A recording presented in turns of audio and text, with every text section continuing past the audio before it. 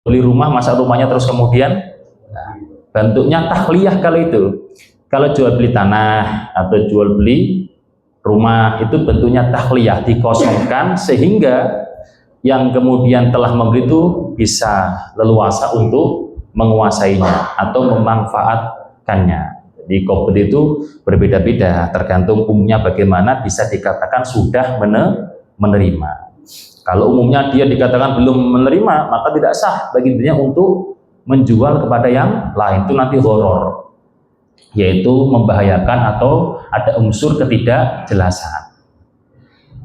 Wala bai'ul lahmi bil hayawani, tidak diperbolehkan jual beli daging diganti dengan hewan.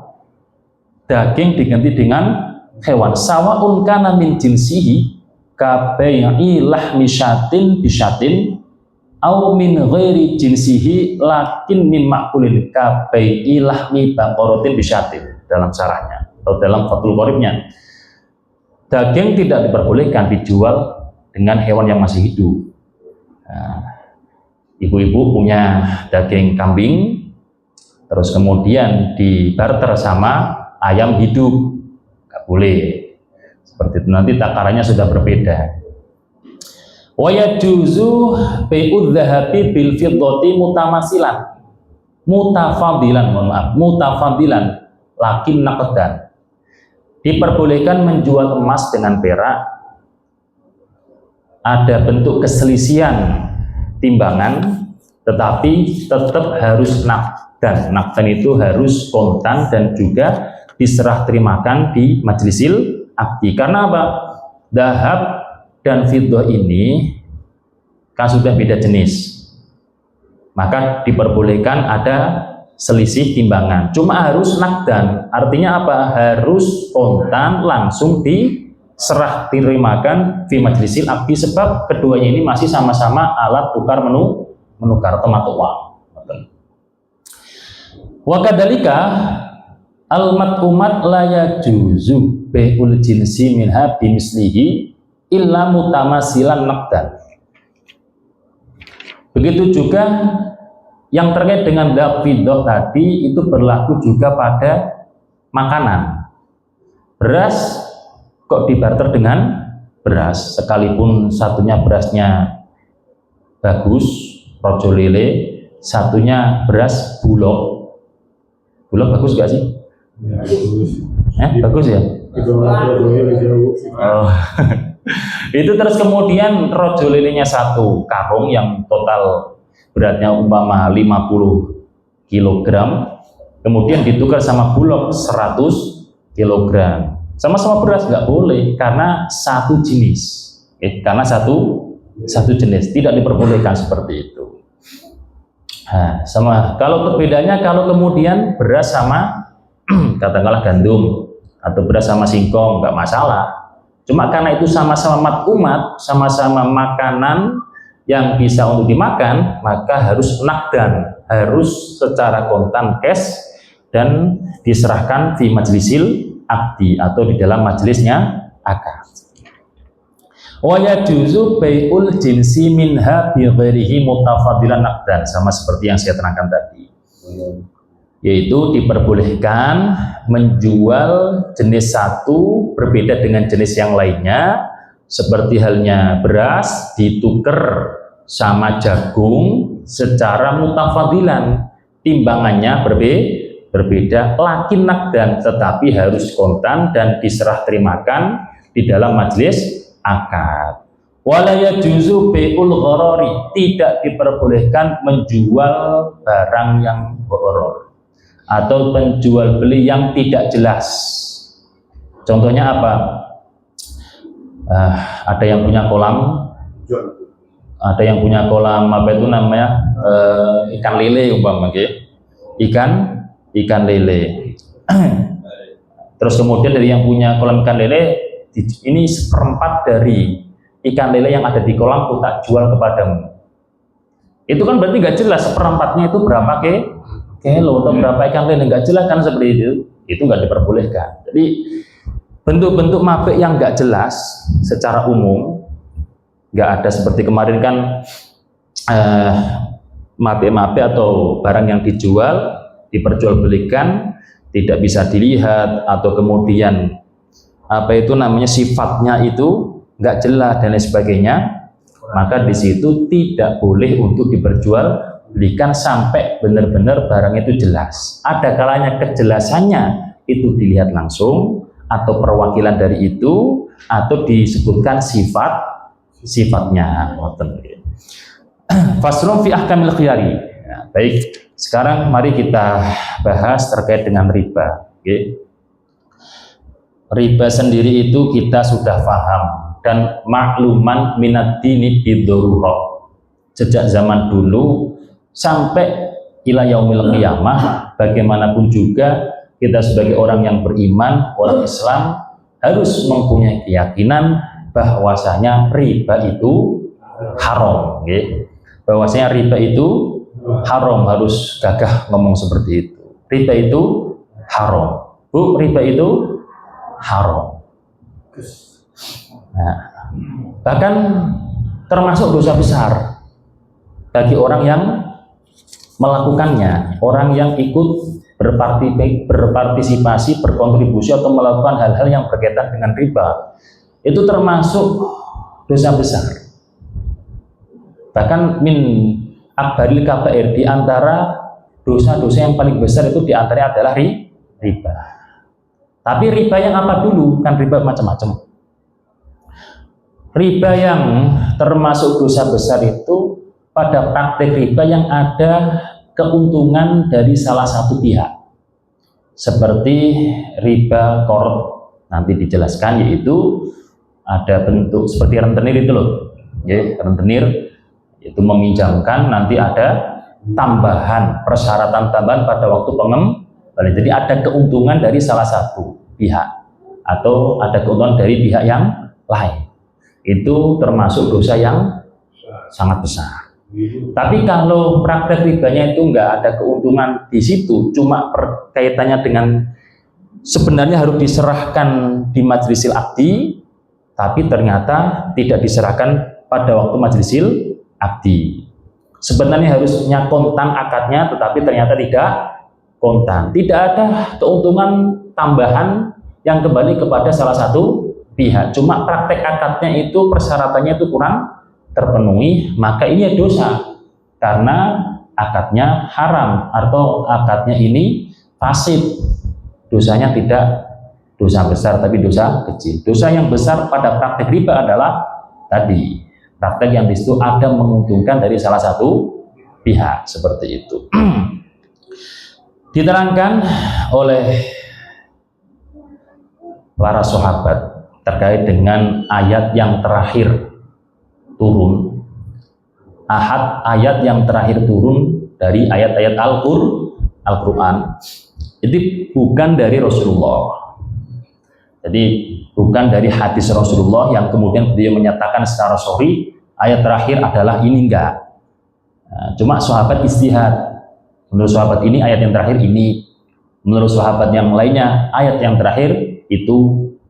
Bahkan sama-sama satu sahabat, contohnya sahabat Ibnu Abbas, ini ada dua versi yang disampaikan oleh beliau. Ayat yang terakhir ayat ini, ayat yang terakhir ayat yang lainnya, cuma beda riwayat. Riwayat Imam Bukhari mengatakan ayat yang ini, riwayat Imam Nasai mengatakan yang lain. Jadi termasuk salah satu keterangan hasil ijtihad sahabat, yaitu sahabat Ibnu Abbas, Abdullah bin Abbas. Ayat yang terakhir turun ialah ayat yang menerangkan riba. Ini versinya banyak, jadi nggak perlu terus kemudian kita pasti ini enggak. Ada yang kemudian ayat yang lain juga yang mengatakan ayat yang terakhir itu turun. Cuma ini ada keterangan yang menjelaskan bahwa ayat yang terakhir turun itu adalah ayat yang menjelaskan riba, yaitu Al-Baqarah ayat ke-278. Ya ayyuhalladzina amanu taqullaha wa dharu ma baqiya minar riba in kuntum mu'minin. Al-Baqarah 278. Wahai orang-orang yang beriman, bertakwalah, takutlah kalian semua kepada Allah, dan tinggalkanlah sisa-sisa praktek riba jikalau kalian benar-benar orang yang beriman. Banyak sekali ayat riba, banyak sekali ayat-ayat yang menerangkan keharaman riba.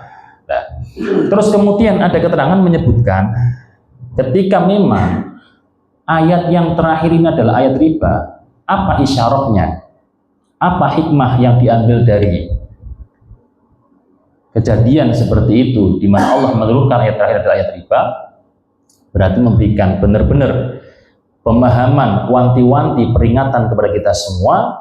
Zaman semakin akhir ini riba semakin merajalela. Riba semakin merajalela, artinya sulit untuk menghindari dari riba, tapi kita harus punya niatan agar tidak terjerumus, tidak menikmati hasil riba, seperti itu.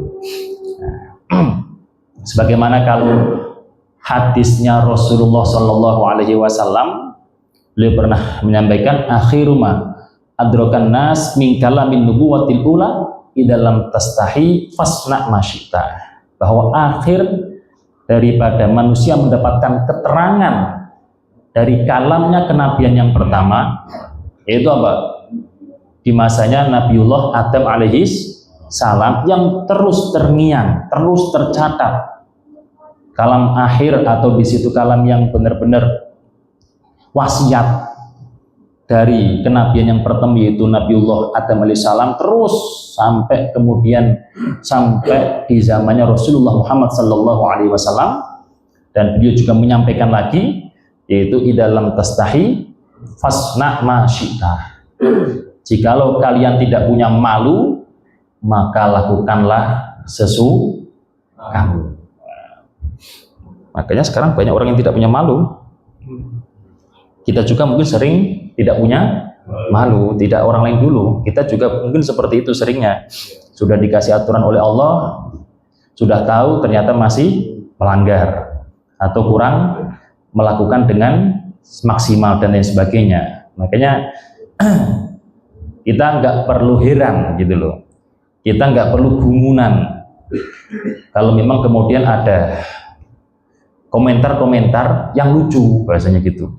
Komentar-komentar yang mewakili bahwa dirinya itu nggak punya malu, karena itu sudah merupakan wanti-wanti dari Rasulullah, yang kemudian beliau juga mengambil dari wanti-wanti zaman Nabi yang pertama terus sampai zaman beliau, yaitu idalam tastahi fasna ma syi'ta, jikalau kalian tidak punya malu maka lakukanlah sesukamu. Sudah disumpah Quran di atas kepala, ya kan? Wih, Quran loh di atas kepala loh. Wallahi, kan ngeri kan itu, gitu. Ada kan, emang praktiknya seperti itu ya. Kalau terus kemudian kita ngeri kan, kalau seperti itu kita ngeri. Kemudian ternyata tertangkap dan sebagainya. Ya alhamdulillah kita tidak di posisi seperti itu. Walhasil riba itu banyak dalilnya. Saya yakin dari semua yang hadir di sini itu sudah paham bahwasanya riba itu haram itu dahsyat.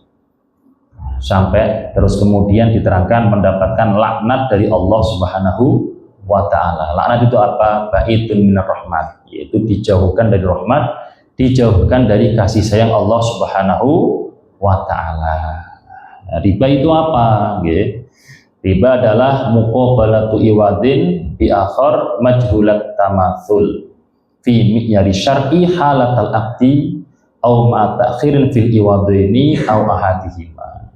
Yaitu apa? Tukar menukar dari barang satu dengan barang yang lainnya, atau yang dikatakan tadi barang ribawi.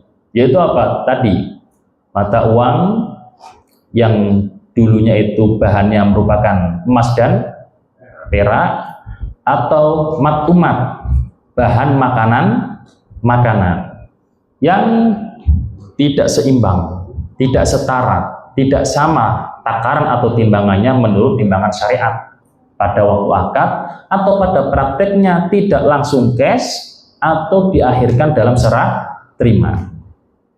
Ini adalah merupakan strategi Rasulullah Muhammad SAW untuk meningkatkan ekonomi umat. kadang kan kita aneh, ngapain emas kok ditukar sama emas, kan gitu nggih?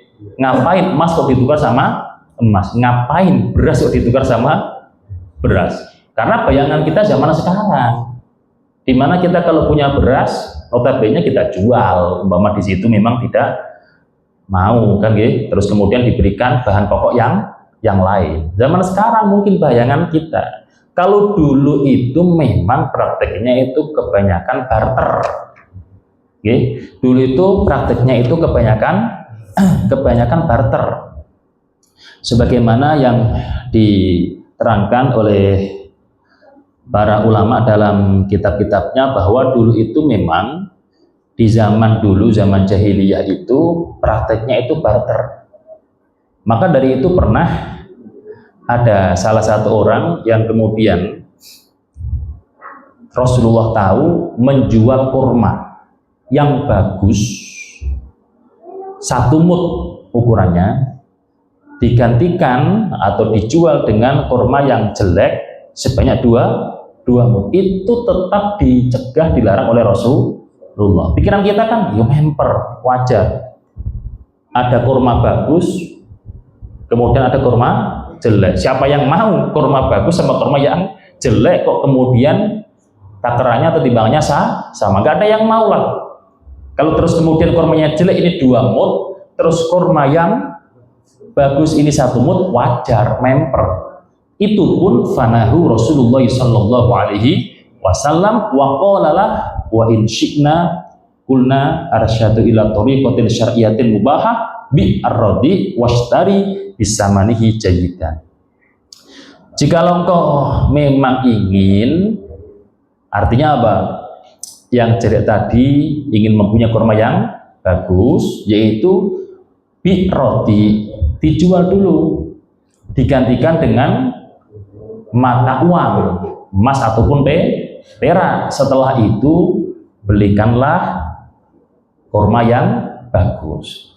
Karena bagaimanapun juga kalau maraknya itu sistem barter, ini jelas ekonomi itu nggak bagus, ya. Nggak bagus. Nanti tergantung dari masing-masing individu atau masing-masing orang, bahkan komunitas itu miliknya apa. Kalau kemudian nggak butuh, kan kasihan. Oleh karena itu ada mata uang pokok yang di situ bisa dibuat untuk belanja apa saja. Nah, maka dari itu kenapa sampai ada persoalan seperti ini, dahab, fido, terus beras, kurma, itu sampai ada persyaratan ketat seperti ini. Ini adalah merupakan strategi Rasul mengalihkan dari kebiasaan barter, barang diganti barang, dengan barang dijual diganti mata uang. Lah mata uang ini nanti kan bebas, bisa dibuat belanja apa saja. Seperti itu zaman dulu, termasuk strateginya ekonomi keumatan dari Rasulullah Muhammad Sallallahu Alaihi Wasallam. Terus kemudian riba itu terbagi menjadi 4. Riba itu terbagi menjadi 4. Yang pertama riba fadli. Yang kedua adalah ribayat. Yang ketiga adalah riba nasai. Yang keempat adalah riba qard.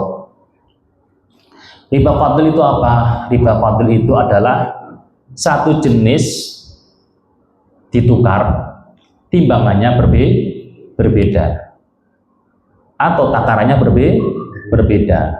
Tergantung barangnya itu termasuk barang yang ditimbang atau barang yang ditakar. Itu namanya riba fadli. Dan ini termasuk jikalau yang melakukannya mendapatkan dosa besar karena ada keuntungan salah satunya. Itu. Yang kedua adalah ribayat. Ribayat. Pada waktu akad, pada waktu akad itu bahasanya itu cash, kontan, tunai. Cuma ternyata barangnya tidak langsung diserahkan. Barangnya tidak langsung diserahkan di majlisil akdi. Itu namanya, kalau memang seperti itu namanya riba. Ya, ini tidak termasuk dosa besar, tapi tetap dosa gitu loh. Apalagi meremehkan, ya tambah besar. karena meremehkan hukum gitu, karena itunya. Kemudian yang ketiga adalah riba nasai. Riba nasai itu memang pada waktu akad-akatan ijab kabulnya itu sedari awal itu memang ditempokan salah satunya atau kedua-duanya. Nah, ditempokan salah satunya atau kedua-duanya, tidak langsung diserah terimakan sejak dari ijab kabul. Beda kalau ribayat, ijab kabulnya cash, ijab kabulnya tunai, tapi ternyata barangnya tidak langsung diserahkan, maka maksudnya riba. Jadi ribayat sama riba apa tadi? Nasa itu mirip-mirip lah, mirip-mirip tergantung pelafatannya dan tergantung prakteknya.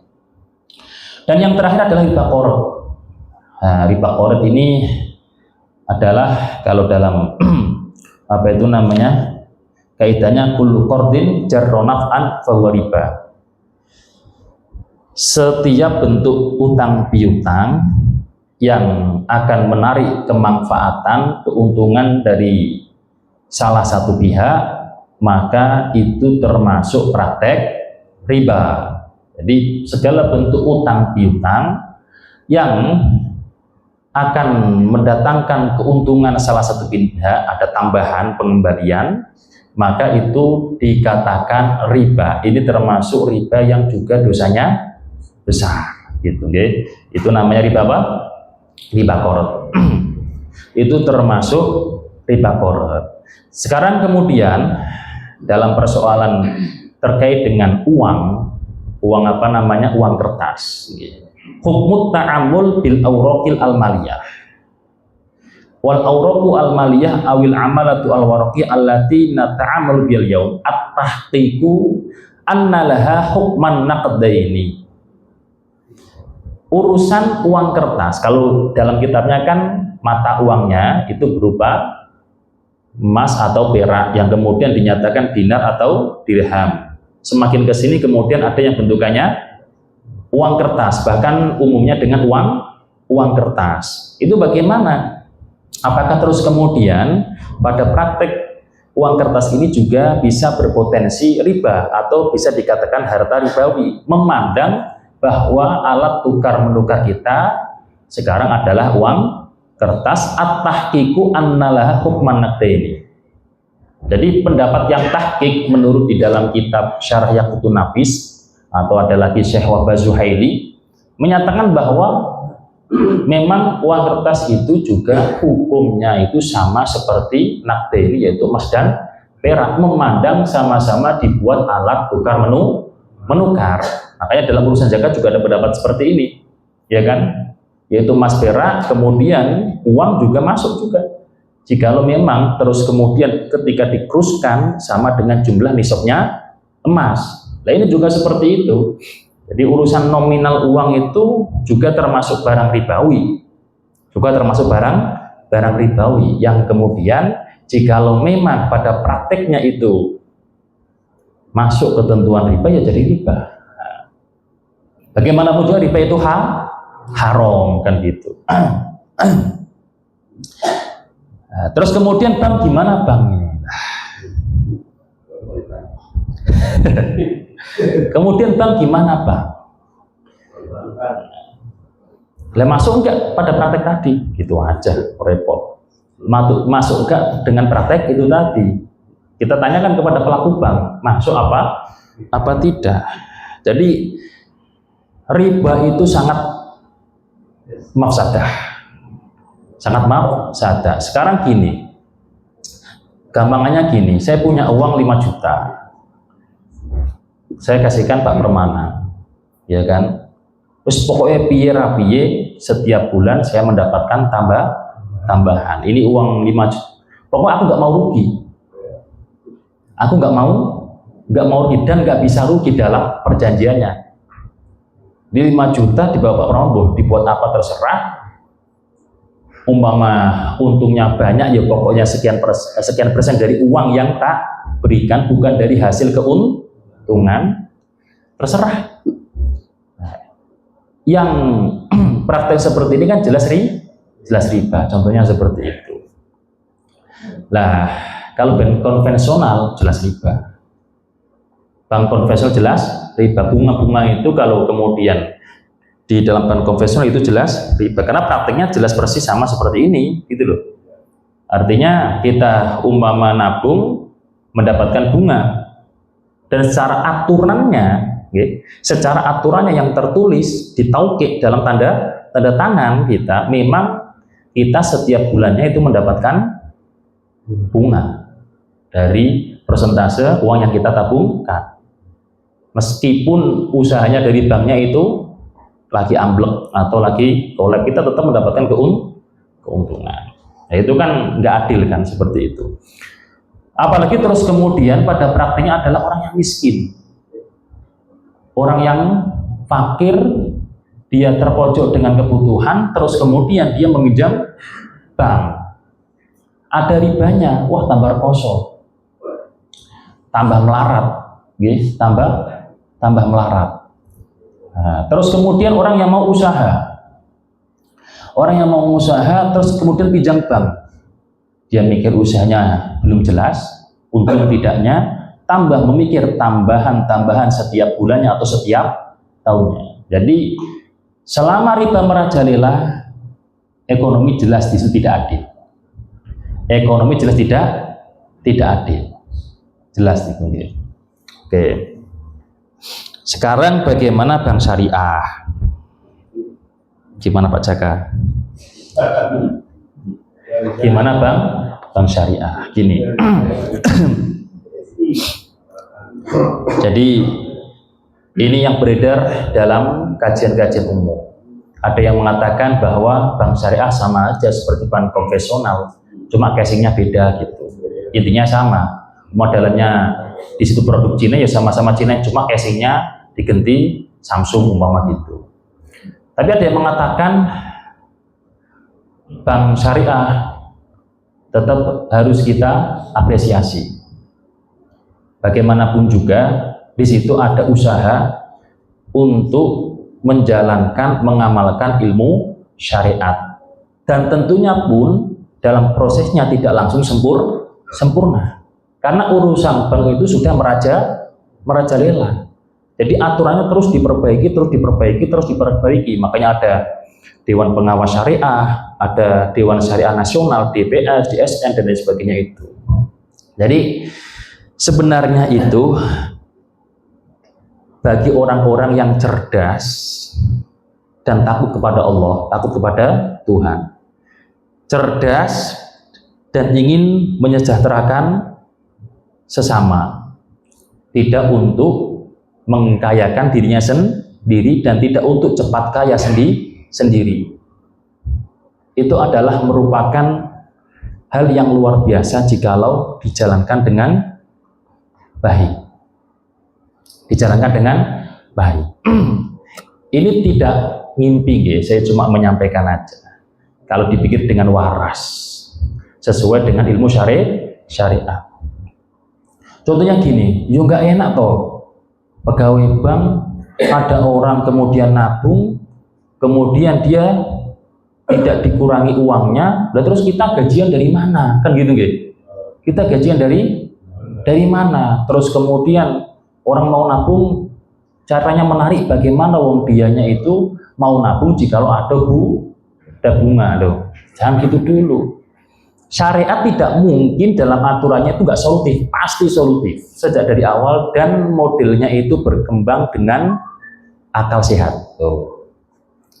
Orang nitip, tujuannya itu cuma nabung.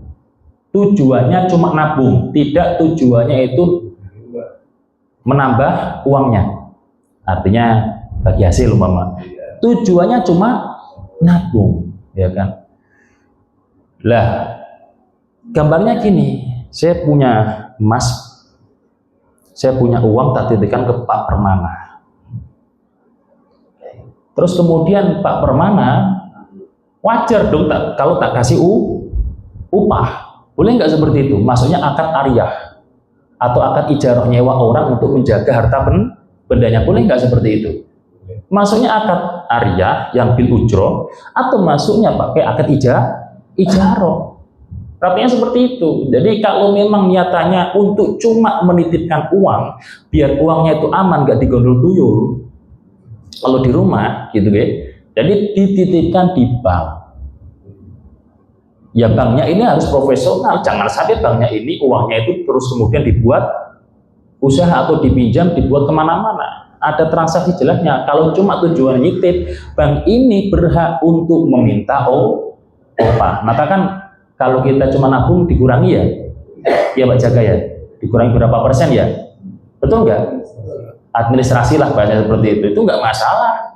Seperti saya nitipin uang kepada Pak Permana, terus kemudian Pak Permana minta upah untuk dititipi, atau saya nyewa, atau kita nitipin motor lah, wajar dong kita bayar tukang parkir yang sudah menjaga, seperti itu. Terus kemudian tadi yang kemudian bunga, kemudian yang bunga, ini kan salah satu pihak nggak mau rugi. Salah satu pihak nggak mau rugi. Customer ini nggak mau rugi. Pokoknya umpama saya nabung 100 juta, sekian persen bunganya. Dipandangnya itu dari berapa dia nabung sekian rupiah, dia mendapat bunga itu selama setiap bulannya. Saya nggak mau tahu itu nanti dibuat usaha apa, uangnya bagaimana, pokoknya uang saya utuh setiap bulannya bertambah. Kamu dapat untung berapa saya nggak mau tahu, kamu rugi dengan usahamu juga nggak mau tahu. Katakanlah Pak Permana lagi artisnya Pak Permana, Pak ini uang 100 juta, pokoknya setiap bulan kamu harus setor ke saya, mau kamu buat terserah, kamu mau untung jadi 1 miliar, 2 miliar, 3 miliar terserah, saya nggak melihat untungmu, yang penting saya 100 juta ini mendapatkan sekian persen. Dan ini kan namanya nggak adil. Ini bukan akad kirot. Kalau akad kirot itu bagi hasil itu adalah pengambilan untungnya itu sekian persen dari hasil keuntungan. Kalau rugi juga ruginya sekian persen. Bahkan akad kirot ini kan prakteknya yang model itu salah satu orang. Kalau sama-sama model itu namanya syirkah. Di Pak Permana modal, saya juga modal. Walhasil tidak ada yang namanya untung cuma dari salah satu pihak, yang satu pihaknya lagi nggak mau tahu, nggak ada. Jadi kalau untung berapa ya untung bareng, kalau rugi ya rugi bareng. Ini adil. Nah, caranya bagaimana? Ya benar-benar kontrolernya itu jelas gitu loh. Usahanya dibuat apa, perkembangannya bagaimana. Kalau praktiknya seperti ini kan kayak di bank konvensional itu kan saya nggak mau tahu pokoknya saya dapat setoran.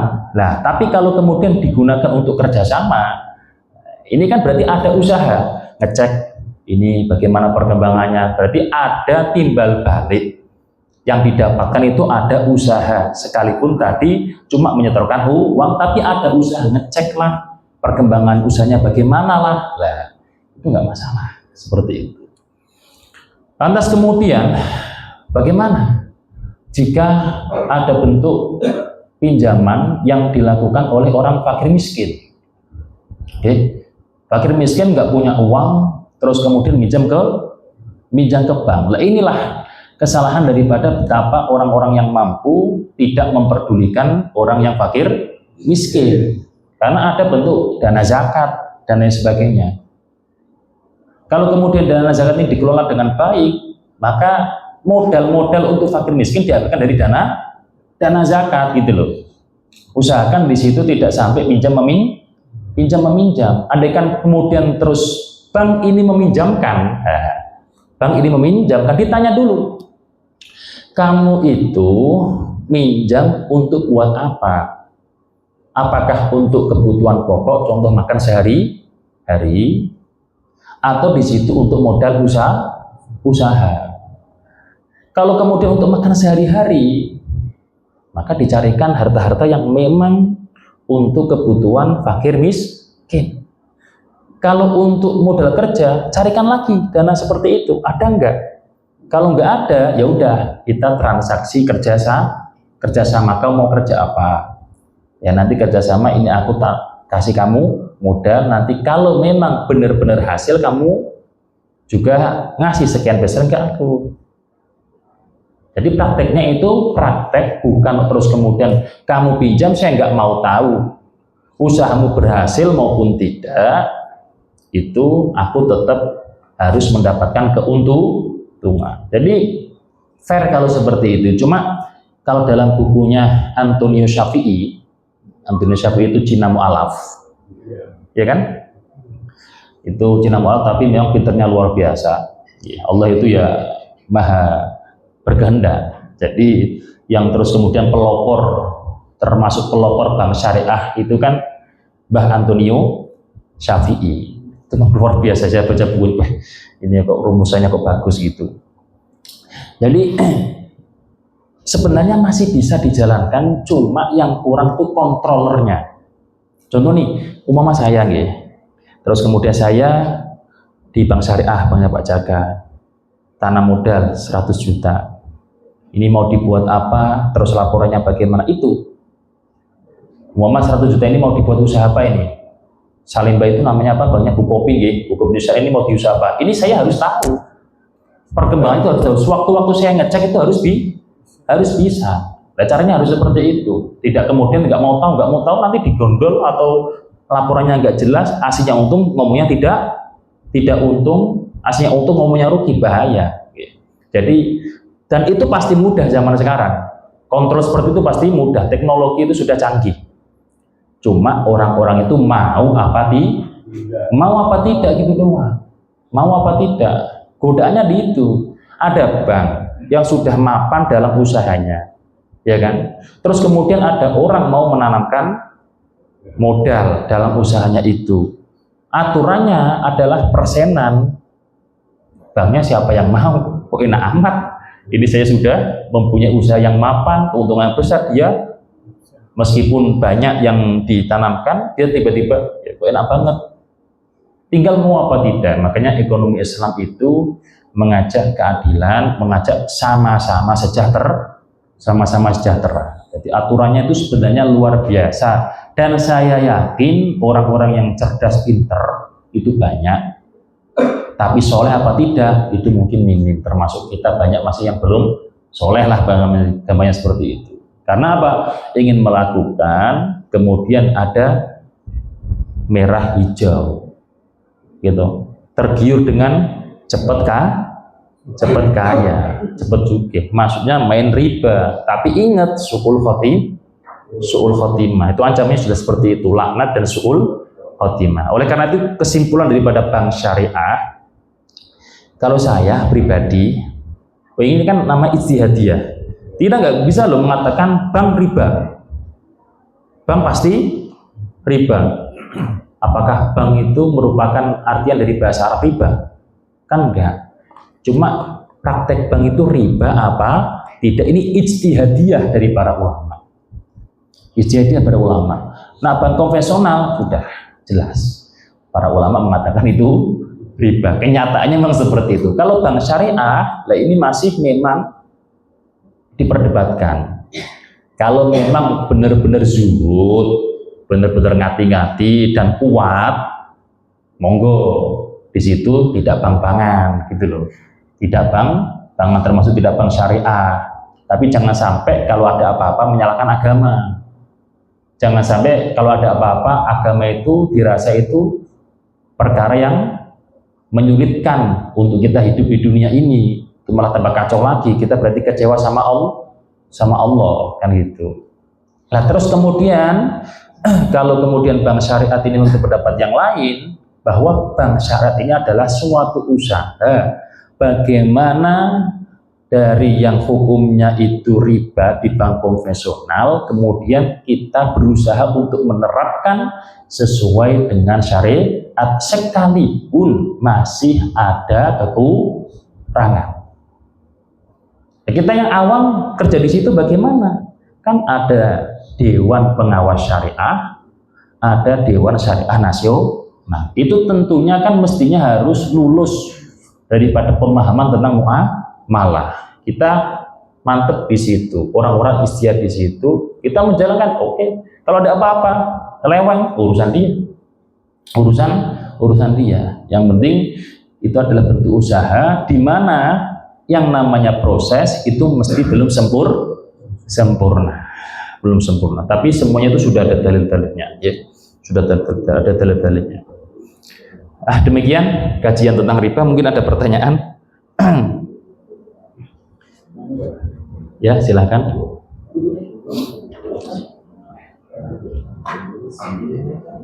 Assalamualaikum warahmatullahi wabarakatuh. Waalaikumsalam warahmatullahi wabarakatuh.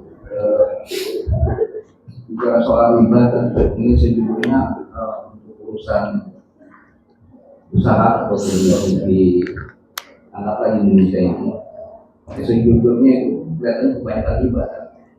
Nah, ini cara hindarnya gimana? Contohnya gini, misalkan kita punya kesempatan berusaha, tapi modal tidak ada, jaminan juga tidak ada. Nah, kemudian ada misalkan ada rasa kepercayaan dari orang lain, gitu kan, yang punya uang. Kalau ke bank kita nggak mungkin lah, karena nggak ada jaminan. Nah ini prosesnya bagaimana? Nah itu satu. Terus yang kedua, dulu kan kita awam soal masalah bank konvensional ini punya riba. Dulu kebetulan orang tua saya juga kerja riba. Nah itu gimana kan? Terus yang terakhir, yang ketiga, misalkan saya ada barang atau sesuatu lah, ada teman yang mau pinjam, misalkan pinjam uang, saya nggak punya uang, akhirnya saya serahkan surat maupun barang tersebut ini terserah diapakan. Tapi sejujurnya misalkan dia ya maaf ya, dia taruh di bank atau di pegadaian, tapi saya no pinjam kita nggak dapat, itu gimana?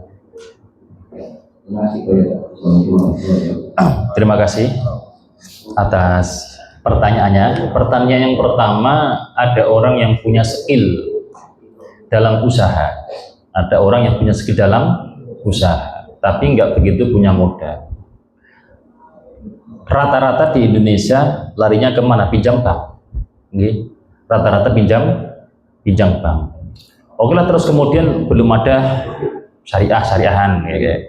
Adanya kan tentang itu, pokoknya ya prakteknya nanti kita akan mengembalikan dengan lebih banyak. Kalau memang sudah jalan buntu, artinya jalan buntu itu tidak ada yang meminjami yang sesuai dengan ala-ala syariat, atau tidak ada yang memberikan modal dan sebagainya, kita harus pinjam. Sementara kita orang yang beriman, orang Islam, dan bisa untuk mengelolanya, yang tujuan utamanya tidak untuk memperkaya diri. Tujuan utamanya bagaimana saya itu diberikan Allah skill usaha yang dimana pada prakteknya ini saya bisa bermanfaat untuk banyak orang. Dan itu nggak masalah, itu maksudnya darurat. Kalau kayak saya itu bahasanya gini, kalau kamu usaha kok belum punya bagan-bagan usaha, jangan pinjam bank, tambah rekoso. Ini melihat dari kondisi yang ada loh, jangan pinjam bank tambah rekoso. Tapi kalau kamu sudah punya usaha yang mapan, lantas kemudian ingin mengembangkan usaha karena ada peluang, ada potensi, kamu juga adalah orang yang memang prinsipnya itu tidak hanya untuk memperkaya diri, maka nggak apa-apa pinjam bank. Cari yang di situ paling ringan, cari di situ yang paling akhaf dalam bertentangan dengan syariat, karena ini maksudnya kepada darurat. Kepada darurat. Kalau kita kemudian digol-golkan, baju kita juga dari uang itu produk daripada bank. Apa-apa ini, makanya di situ kalau kita memang darurat, benar-benar yang hal itu air hujan, betul itu pendapat itu, yang benar-benar hal itu air hujan gitu loh. Jual beli tanah juga pakai uang itu dari bank, semuanya akhirnya. Makanya kita dalam urusan uang ini, kita ranah-ranahnya itu ranah-ranah memang sudah dalam ranah untuk kebutuhan. Kita nggak butuh, tapi kita punya skill tadi nggak masalah. Gak masalah jika memang tujuannya untuk kemanfaatan banyak orang, karena tidak ada cara lain kecuali itu. Gitu. Saya pernah didatangi teman, Pak. Bu, didatangi teman, dia punya skill urusan proyek. Dia punya skill urusan proyek, dan proyek itu tidak bisa didapat kecuali ngasih nyok gitu. Betul nggak seperti itu? Kalau nggak ngasih nyok, buat dari tingkatan apa itu namanya DPR atau pejabatnya, terus kemudian lurahnya, itu mesti nyok, itu pasti. Kalau nggak lewat situ, ya itu sudah mesti seperti itu gitu loh. Tidak mesti buat didalil haram dari ya terserah, kalau nggak mau yang lain aja, mau seperti itu.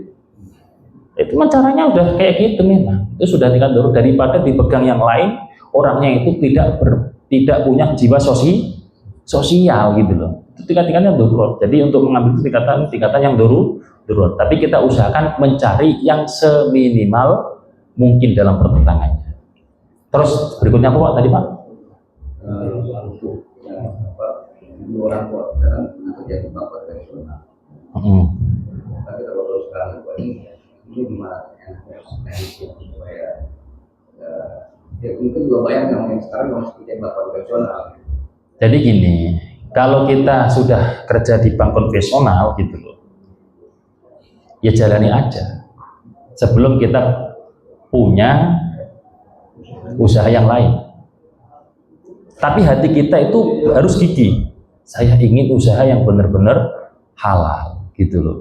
Adapun di dalam bank konvensional saya ini cuma urusan untuk ngambil upah itu untuk karena saya sudah mengeluarkan tenaga.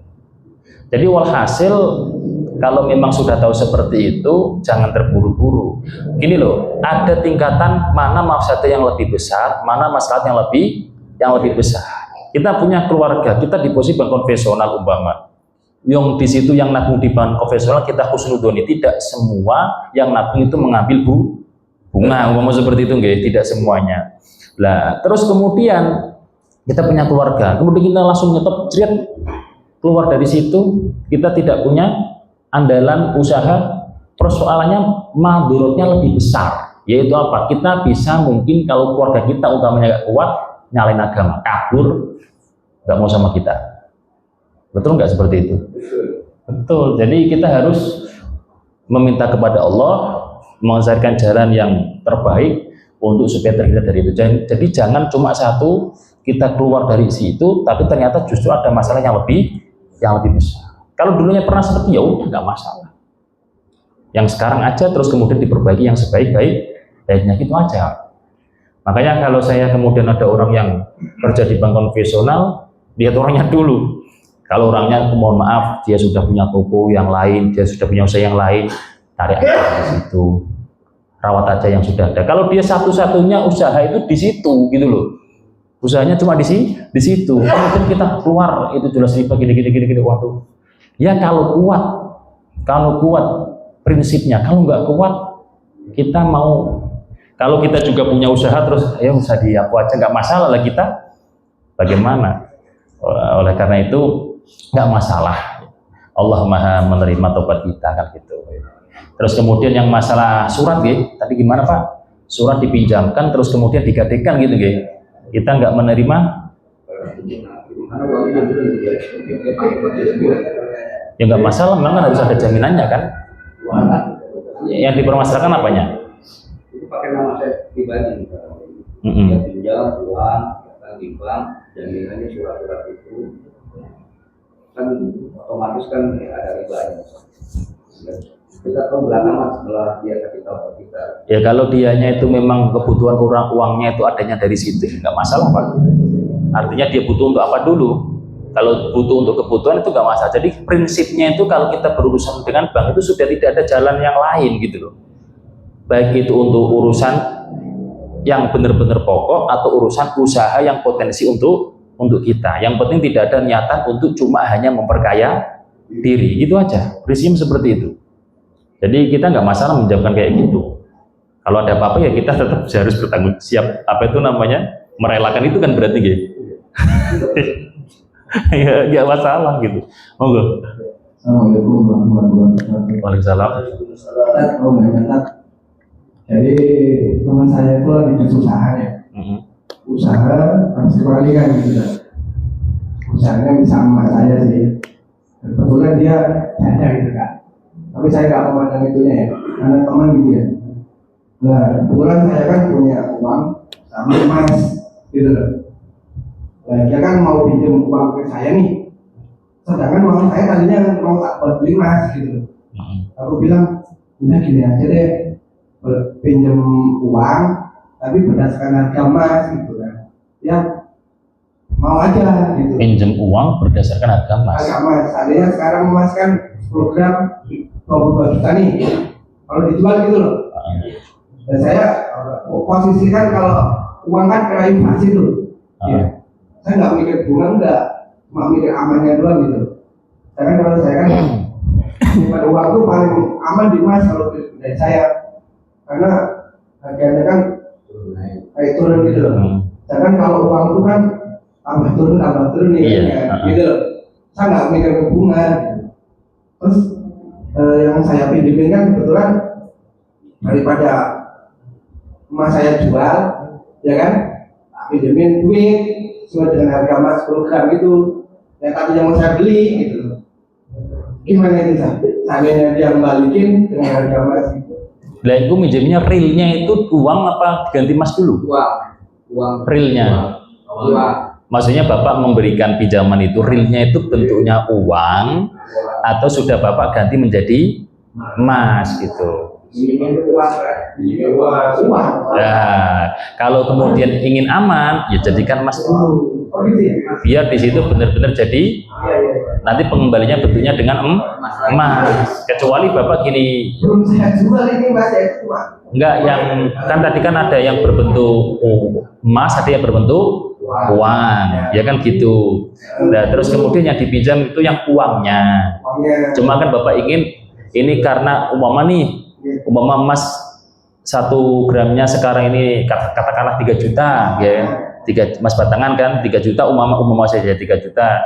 Berarti andaikan uang yang dipinjam 9 juta, ini bukan uang 9 juta loh ya. Ini 3 gram emas loh. Nah, tapi kenyataannya toh itu uang. Jadi kalau memang ingin meminjamkan yang bentukan emas ya harus berupa emas gitu. Nggih. Sudah dipinjamin belum? Kebetulan kan mendadak nih. Pokoknya udah kosong. Kasihan gitu kan. Mereka harus kembali kan. Nah, udah pakai uang saya dulu. Nah, saya mau jual emas. Waktunya kan hari Sabtu Minggu gitu ya. Oh iya. Nah, ini tak pinjam uang dulu, ini buat belajar dulu gitu kan. Tapi ya kan saya itu nggak berpikir. Iya, paham saya paham. Itu mas saya dulu. Jadi ya kalau ya prakteknya kalau kita minjemin emas ya kembalinya boleh di situ dengan bentuk emas. Terus kemudian kalau uang ya uang gitu.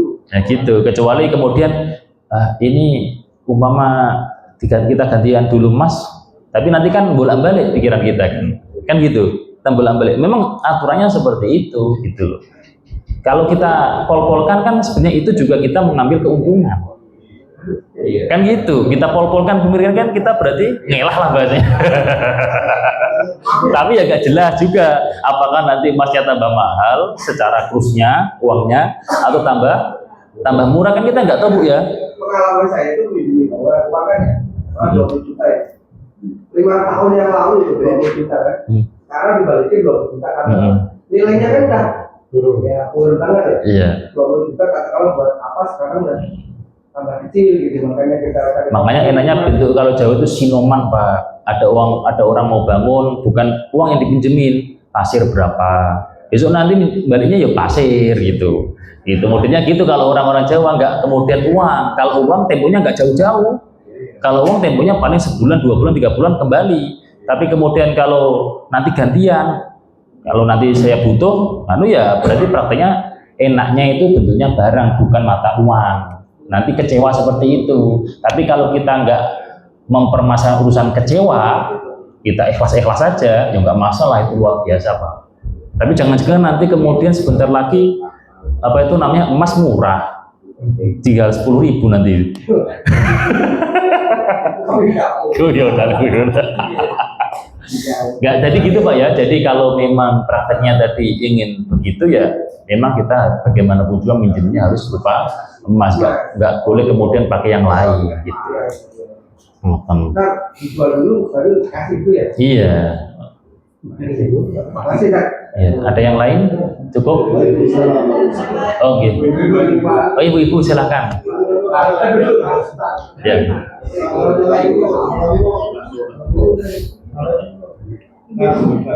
Assalamualaikum warahmatullahi wabarakatuh. Ini kalau di kampung ini kan sering ada transaksi juga. Ini hasil pertanian ya. Ini kita. Jadi misalkan kebutuhan anak sekolah kan butuh duit. Nah si peminjam duit ini dia punya kebun kopi belum panen. Nah dia ngambil duit, dia yang punya duit. Harga kopi waktu itu kata per kilo itu 10.000 ya. Nah begitu dia panen, harga kopi itu udah naik 20 juta. Nah yang punya duit ini itu nggak mau dibayar dengan harga kopi yang sekarang. Dia mau jumlah berapa kilo yang dia pinjam waktu dulu. Nah ini termasuk perbuatan riba, hijau atau gimana? Terus saja, ini sering terjadi. Nah yang kedua, transaksi atau menaksirkan misalnya pemberian ya. Uangnya banyak. Nah sama yang punya duit dia udah durenmu saya taksir 15 juta nih. Duren masih kecil-kecil. Yang punya duren ya udah silakan kita butuh duit. Nah begitu dipanen dia bisa menghasilkan 25 juta. Nah ini kalau untungnya berlipat-lipat ya. Nah ini gimana Pak? Dari sisi agama ya? Haram atau gimana ya? Jadi yang pertama tadi gimana Pak? Ada yang punya kopi, juragan kopi tapi belum panen. Bukan juragan. Ya petani kopi tapi belum panen. Belum panen dia butuh duit. Dia butuh duit. Harga per kilo waktu itu 10.000. Nah begitu dia panen, harganya naik jadi 20.000. 20.000. Jadi yang minjam duit ini dia nggak mau dengan harga yang sekarang, tapi tetap diganti dengan harga waktu dia ambil. Jadi keuntungannya berlipat-lipat juga ini. Jadi termasuk perbuatan riba atau jual. Itu berarti kan katanya apa itu namanya? Bagaimanapun juga kan yang dipinjam kan bentuknya kan duit kan, bukan terus kemudian ikut tanam modal untuk pengembangan kopi kan enggak. Iya ya, kalau seperti itu ya kalau seperti itu ya nggak boleh Pak. Kalau seperti itu ya tetap nggak boleh. Sering terjadi tentang Enggak, betul seperti itu. Adapun yang kedua tadi masalah naksir. Kalau naksir itu kan kalau kita lihat dalam persoalan terkait dengan hal itu seperti halnya padi, tanaman padi belum sampai dipotong kemudian sudah dijual. Itu diperbolehkannya praktek pentaksiran itu jikalau sudah butuhi sholah. Butuhi sholah itu artinya bahwa sudah berisi, sudah kelihatan hasilnya dan siap untuk dipanen, tapi belum dipanen, sudah menguning lah bahasanya gitu. Sudah menguning. Kalau kemudian contohlah mangga masih pruntil, pruntil kan belum saatnya untuk dipanen, ditaksirnya mulai dari itu nggak boleh. Jadi pentaksirannya itu sekiranya nanti dengan benar-benar waktu motong itu tidak lama, sudah siap, itu boleh ditaksir seperti itu. Kalau kemudian masih kecil-kecil atau masih ngembang itu nggak boleh, karena itu horor nanti masuknya, tidak jelas. Tapi kalau sudah budi sholat umpama terus kemudian sudah pantas di protol itu nanti siap untuk dimakan, nggak masalah. Jadi nanti kan apa keuntungannya dari yang pemilik tanaman tersebut, dia nggak susah payah untuk mencari orang yang memanen, ya kan gitu. Dari yang tadi nebas bahasanya, dia nggak ikut nanam, dia bisa mengambil keuntungan dari pentaksiran itu. Gitu. Iya, tebasan. Tapi ingat, kalau urusan kemudian yang itunya kok padi umpama, karena padi itu ada kewajiban zakat, maka harus ada pensisihan untuk dizakati. untuk dibuat zakat. Tapi kalau tadi apa durian ya, nah, durian itu harus benar-benar sudah budi sholat, tidak cuma pundul, harus sudah besar, kiranya sudah matuk untuk dipanen. Meskipun lah iya itu masalah butuh itu memang berat. Karena masuk kembang aja Enggak. Gimana Bu? Pertanyaannya Bu? Yeah.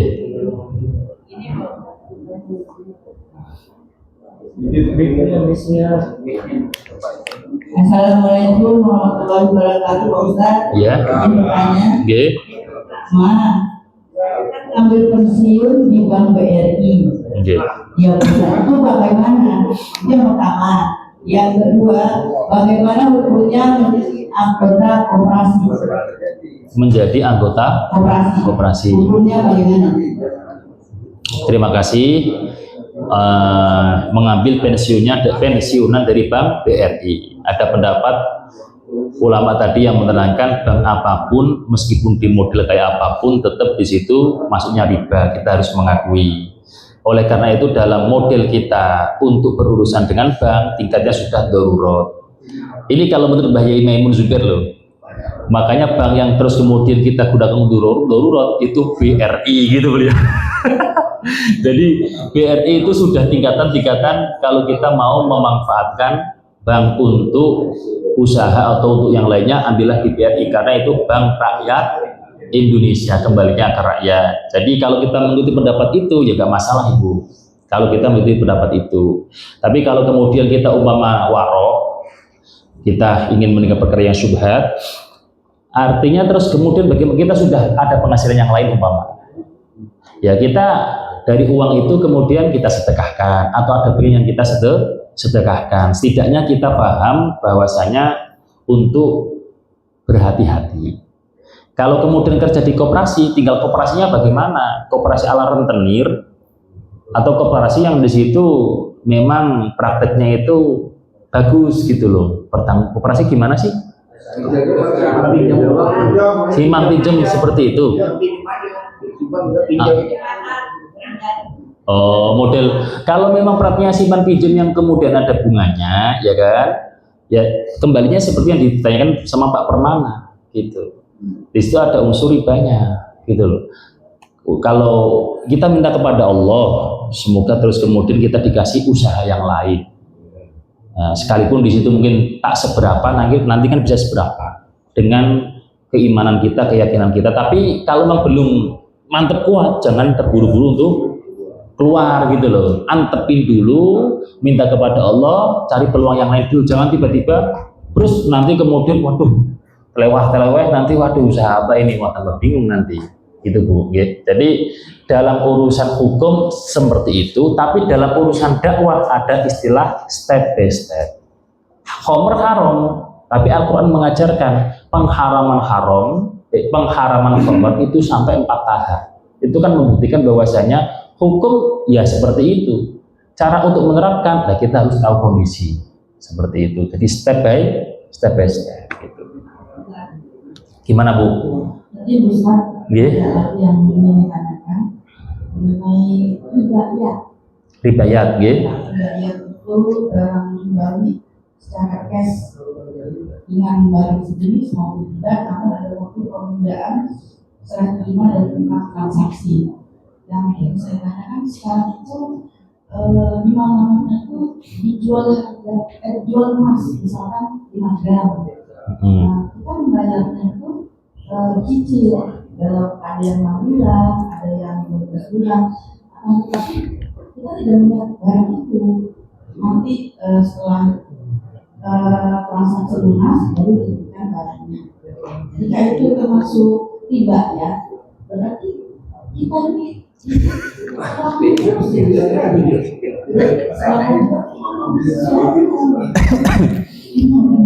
gimana Bu? Mau beli emas, emasnya belum dapat tapi sudah bayar. Dicicil. Nah, itu kan masuk riba ya. Jangan dulu mengatakan masuk riba. Jangan dulu. Nanti ternyata nggak riba kan repot. Nah, seperti itu kan jadi transaksinya itu duluan, tapi melihat barangnya itu di belakang. Loh, itu berarti belum tahu. Tapi sudah dikasih harga. Sudah. Nah itu horor namanya. Dicicil kan. Ya maksudnya barangnya kan belum tahu. Maksudnya belum tahu itu belum lihat tapi sudah tahu kriterianya. Tapi kriterianya sudah tahu sifat-sifatnya. Mas, sudah tahu. Berapa gram, ya. kadarnya, bentuknya, Bentuknya yang gambar. gambar. Lah itu termasuk sifat maksud saya Bu. Itu namanya maksudnya sifat, yaitu berarti bai'u syai'in mausufin fiddimah. Yang dimaksud adalah kita akan jual beli dengan barang yang memang belum kita pegang bahkan dia, tetapi sudah ada kriterianya. Sehingga nanti kalau dalam praktek pemberian harta tersebut tidak sesuai dengan kriteria tersebut, kita berhak untuk khiyar, yaitu apa? Pilihan untuk mengembalikan, dan berhak kita untuk tidak meneruskan akad. Berarti itu bahasanya kita menjual suatu barang atau membeli suatu barang yang syai' mausufin fiddimah. Memang belum kita lihat tapi sudah ada kriteria yang bisa tergambarkan barangnya itu seperti apa, dan seperti online itu. Nah, terus Bu. Yang kedua, ini kan banyak rumah subsidi sekarang ini. Pada zaman yang sekarang banyak rumah subsidi dengan harga 100 juta, tapi kita kecil menjadi 150 juta sampai 200 juta. Itu termasuk berat atau gimana? Terima kasih Bu. Jadi yang pertama dulu tadi terkait dengan kita membeli emas syai' mausufin fiddimah.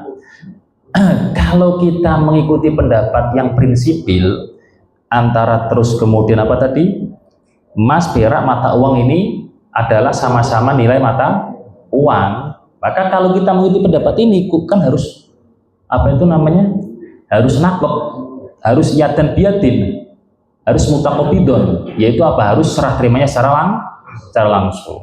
Tapi kalau saya boleh mengarahkan, praktek kita membeli itu tadi kan bahasanya kita membeli perhiasan toh, gitu, membeli perhiasan toh, apa itu? Ya logam mulia. Oh, logam mulia. Berarti kan kita membeli, berarti ini lebih pasnya logam mulia itu kan tidak untuk nilai alat tukar menukar kan gitu. Lebih pasnya ya kita seperti membeli barang biasa, gitu aja. Dan itu sah karena sudah ada sifat-sifatnya. Itu ada sifat-sifatnya, itu nggak masalah Bu. Ibu sudah lunas belum? Terus kemudian yang terakhir tadi apa? Masalah rumah. Kalau beli cash 100 juta, kalau beli cicilan 150 juta, itu sah. Seperti kalau beli motor cash itu 23 juta, kalau kredit itu 30 juta, itu sah. Karena penentuan harga sudah jelas di awal dan targetnya itu juga sudah jelas gitu loh.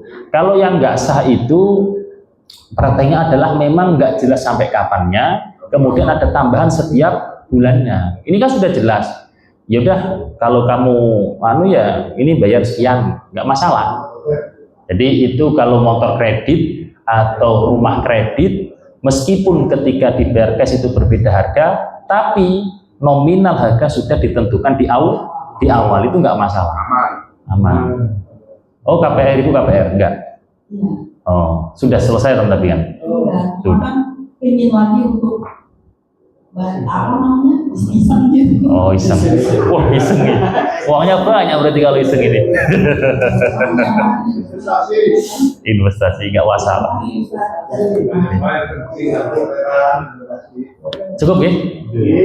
Sekali lagi, intinya kalau dalam persoalan muamalah jangan terus tiba-tiba langsung ngejas. Oke, maksudnya ngejas itu kan riba loh.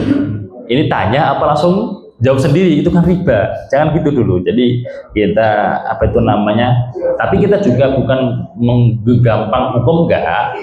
Tapi bagaimana yang asalnya mungkin ada kekurangan dalam ketentuan, ada celah yang kurang, bagaimana kita supaya bisa menyempurnakan dan benar-benar sah gitu aja. Tidak mengambil langsung dari pokok, tapi kita sesuai dengan syariat bagaimana. Insya Allah lah. Ya meskipun di zaman semakin akhir ini mungkin merajalela, tapi bagaimana al-akhaf fal-akhaf. Kita mencari yang lebih ringan dan mencari yang lebih sedikit mafsadahnya. Demikian kajian pada malam hari ini, semoga banyak ilmu yang kita ambil bermanfaat dan barokah. barokah. Dari saya mohon maaf yang sebesar-besarnya. Wallahul muwaffiq ila aqwamit thoriq. Assalamualaikum warahmatullahi wabarakatuh.